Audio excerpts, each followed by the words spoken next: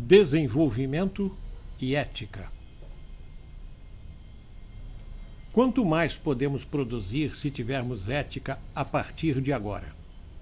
Os livros de economia falam em 3 fatores importantes para o desenvolvimento: recursos naturais, recursos financeiros e recursos humanos. Eles não falam em mão de obra, eles falam em recursos humanos. Nos países pobres encontramos milhões de menores abandonados. Alguém já ouviu falar de recursos financeiros abandonados? Alguém já viu $1 milhão abandonados?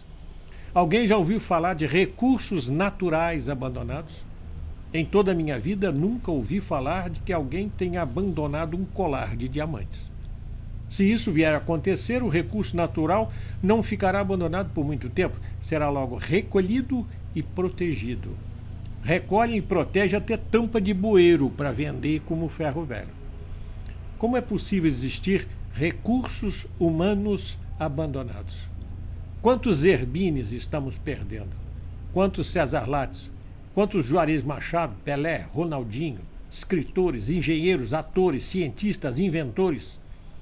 Quantos cartolas estariam enriquecendo a música popular se as crianças fossem tratadas com ética?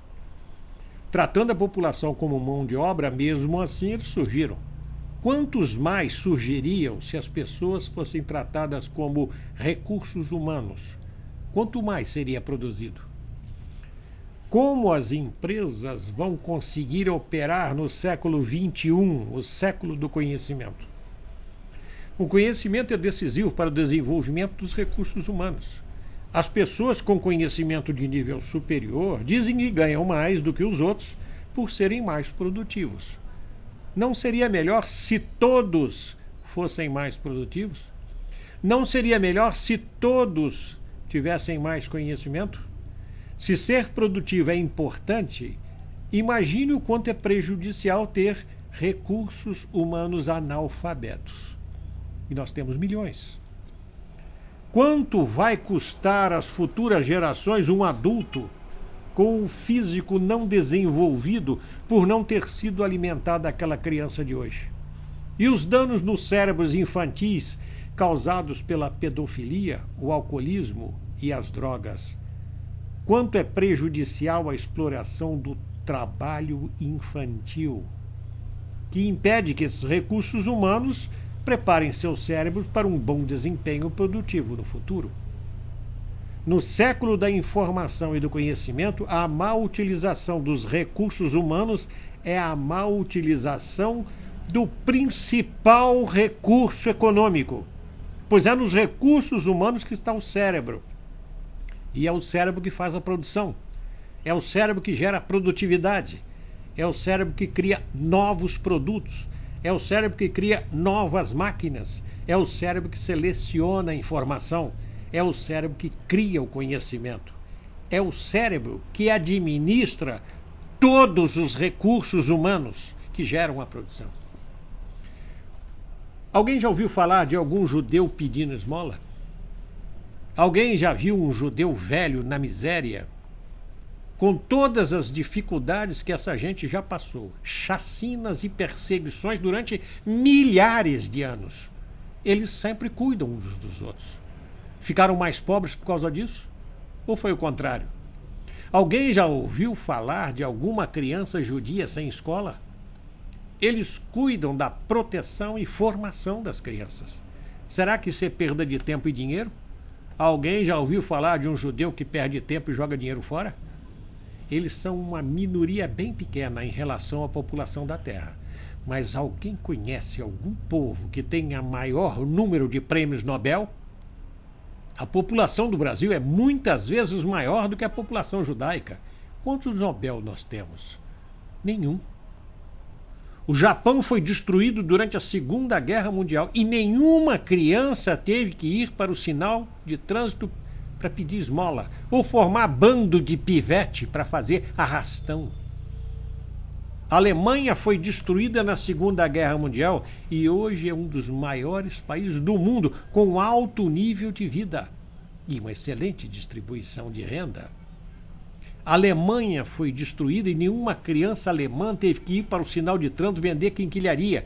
E os milhões de órfãos que a guerra deixou hoje estão sadios, alfabetizados, produzindo, consumindo, gerando renda e lucros.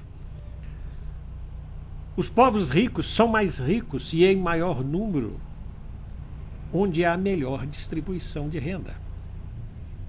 Alguns lugares, como o Brasil, saíram da Segunda Guerra Mundial sem serem destruídos. Durante a guerra, o Brasil exportou recursos naturais e não importou quase nada, pois os países do norte se empenharam todos os seus recursos na guerra. Exportando sem importar, terminamos a guerra com todas as nossas dívidas pagas, com vastas reservas financeiras e com os países ricos devendo para nós. E vastas reservas de terras e minerais, recursos naturais, nós sempre tivemos. Havia com fartura, portanto, de 2 dos 3 fatores que os livros de economia consideram importantes para o desenvolvimento: recursos financeiros e recursos naturais.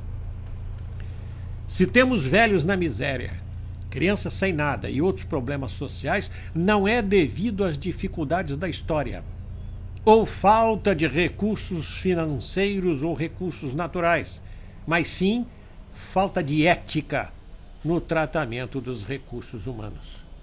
Se alguns povos, mesmo depois de perder tudo e ainda ficarem devendo, podem ter alto nível de vida, por que é que nós não podemos?